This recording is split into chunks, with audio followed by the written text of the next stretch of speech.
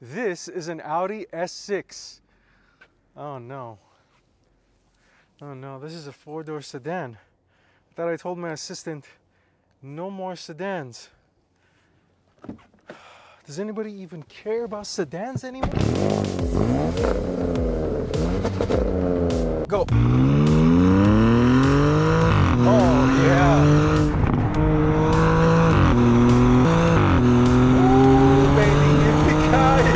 Very surprising on how capable this big four-door sedan is. Now never mind that skit from earlier because I actually still care about sedans. So the Audi S6 has a price tag of $75,000, carries a twin turbocharged engine, and is rocking subtle yet aggressive styling cues. A perfect combination for an under-the-radar daily driver. So in this video I'm going to tell you all about the Audi S6 and share my thoughts on if this sporty four-door sedan is something you should consider.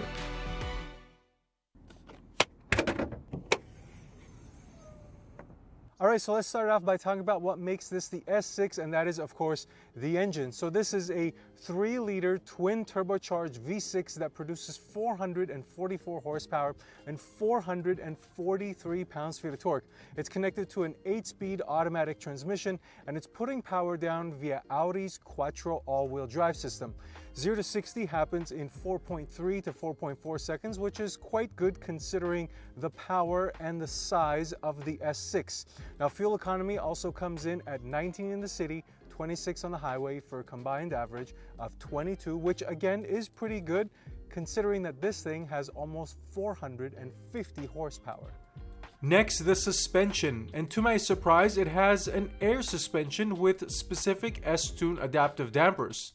I should say pleasantly surprised because I've driven the A6 all-road with the air suspension and I love the way that thing rode, so we'll see if this drives similarly. This one has the S-Sport package, which gives it rear wheel steering, a sport exhaust, and a limited slip differential. The wheels are 21 inches and have this very cool and striking design, and inside of them are pretty beefy 15-inch brakes with red calipers.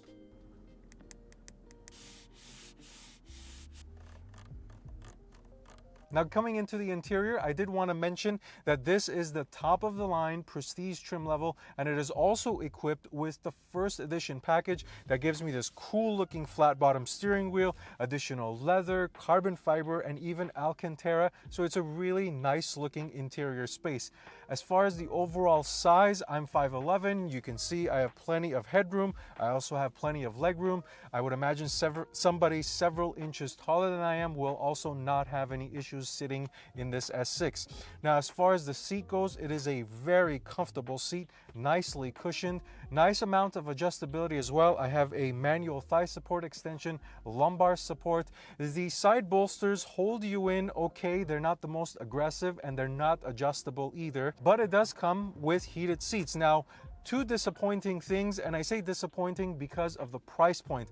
This thing does not have ventilated or massaging seats, and it's quite surprising, again, because of the price point. This one, as equipped, is $90,000, but even more surprising is when I drove the Audi A6 all-road, that had heated, cooled, and massaging seats, and it's quite interesting to see that this car, which is more expensive, doesn't have those features, even in the prestige trim level. But nonetheless, one other cool thing about the seats is they've got these really cool cross-stitch patterns as a part of that first edition package. Now the technology. And I must say I wasn't a big fan of Audi's technology setup, but after having reviewed several of their cars and using them for an extended period of time, I think they're great. And it looks cool having 3 screens in the interior. The virtual cockpit with its 12-inch screen is great because it's easy to use and customizable. The center screen is nicely blended into the dash and works well. It even has haptic feedback, but for those who are not a fan, it can be turned off. The Audi MMI software is simple, nicely laid out, and easy to understand, which makes the learning curve very short, and if you didn't want to mess around with MMI, you can run Android Auto and Apple CarPlay.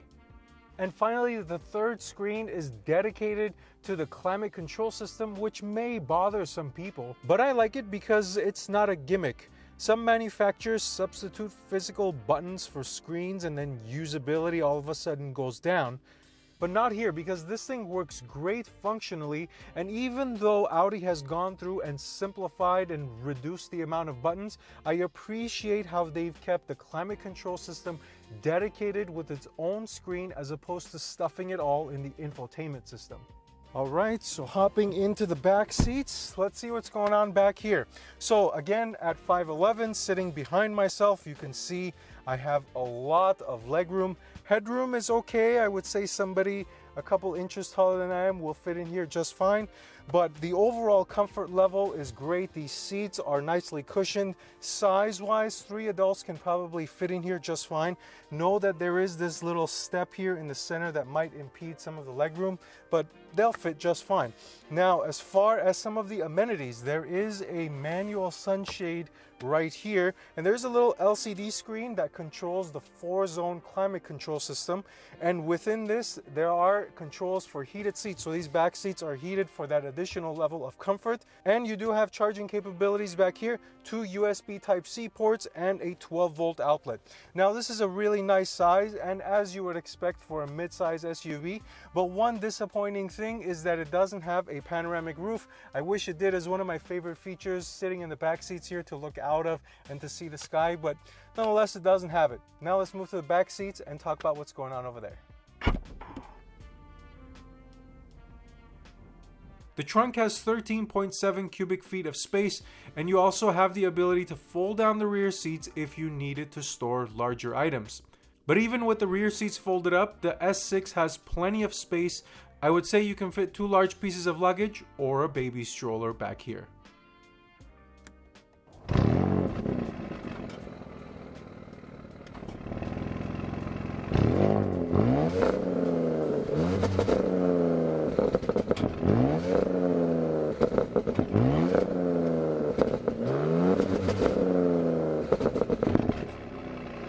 Alright, so rolling start for the Audi S6. Let's see what this has got.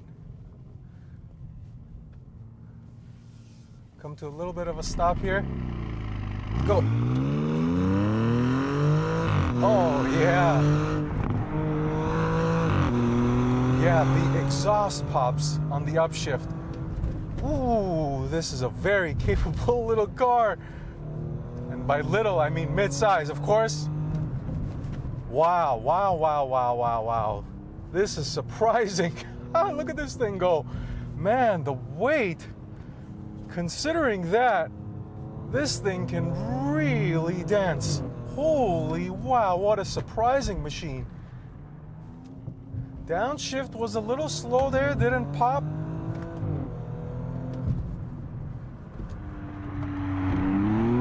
The downshift is not giving me what I want. It's probably because I'm too high in the rev range, but man, this thing's power delivery is pretty good.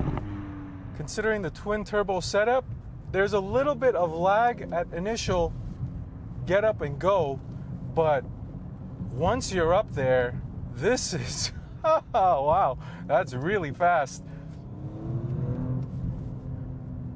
And there's a slight hint of, it almost sounds like a turbocharger sound whine. When you're really starting to get up and move, you start hearing like this whistle, especially when you're coming on and off of throttle lightly, like I'm playing with the throttle now. It's not loud enough to come through in the video, but it's definitely something that adds on to the driving experience, and I'm sure this is a part of the S trim level in the A6 lineup, so it's actually really nice. And I've caught up to a lot of traffic here, so let me describe to you what this thing feels like. So from a speed standpoint, this is properly quick. That 0 to 60 in 4.3, 4.4 seconds may sound like it's a little slow by 2023 standards, but it's not. It feels much faster than that, especially up here in this mountain driving setting. It feels right at home. With the all-wheel drive, it hugs really nicely, and I've been driving in the dynamic mode. It's capable, but to be honest, it's not like some super stiff riding, sport-tuned air suspension. You can definitely feel the weight in the corners. It manages the weight okay, but there's a lot of body motion. Not a lot, I shouldn't use a lot. There's some body motion in here, a little bit more than what you would expect in a sporty sedan. Like for example, when I drove the BMW M5, that one's suspension gets properly stiff and ooh, baby, yippee-ki-yay, I'm telling you, this thing is really fast. I'm seeing a pretty big number there on my head-up display. Downshift to third. Oh yeah, pulls really hard. Brakes are good as well. Good balance on the ride. The brake, the road got a little bumpy there, and it did not upset the suspension whatsoever. This thing can really fly. Very capable. I mean, considering that this is only an S trim level and not an RS, very surprising on how capable this big four-door sedan is. And this is not a light car by any means.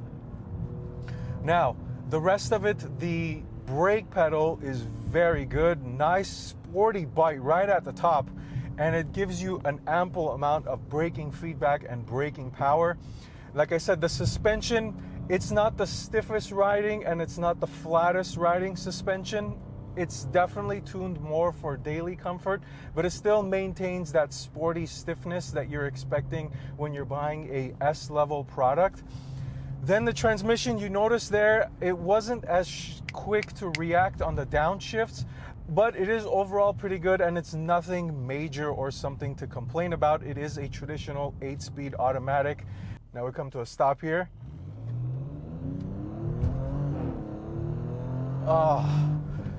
But one of the more engaging, probably the most engaging thing about this driving experience is definitely the exhaust tone, or more specifically, the exhaust pops.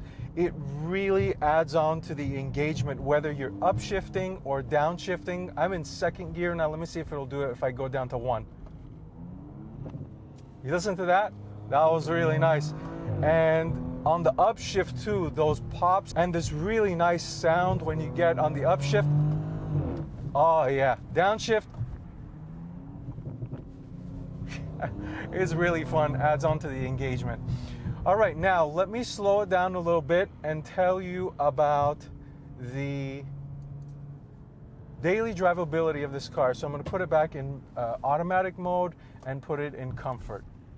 So the closest thing I'm going to compare to this is the Audi A6 all-road. Now that also has the air suspension and the adaptive dampers, and this rides almost as good as that.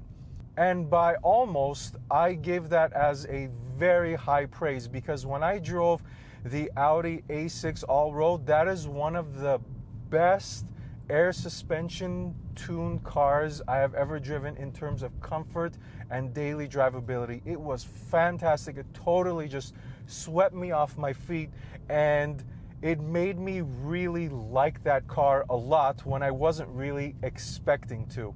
So this comes maybe 80, 85, maybe even 90% of the way there. When you're in comfort mode like I am now, it really soaks up the bumps. When you drive over uneven pavement, it does a fantastic job of smoothing everything out, and you feel some of it. Yes, it is still a S product, and it is slightly stiffer than obviously a standard A6 all-road wagon, but nonetheless, it is still fantastic to drive in terms of comfort and daily drivability. So that's pretty much it as far as the driving dynamics and what I think of it.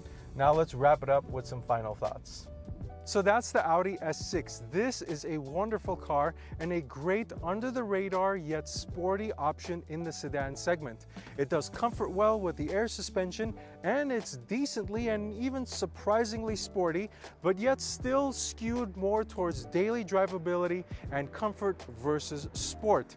Now, it's not all perfect, because considering it is a sports sedan, it is a little on the heavier side, and the price point warrants there to be some more standard features. But overall, it's a great car and even presents a value proposition compared to the competition from BMW and Mercedes. So that's all I've got. If you've got any questions, please make sure you leave me a comment down below or send me a message on Instagram. Don't forget to like and subscribe. Otherwise, thank you for watching this video. Until next time, drive steady.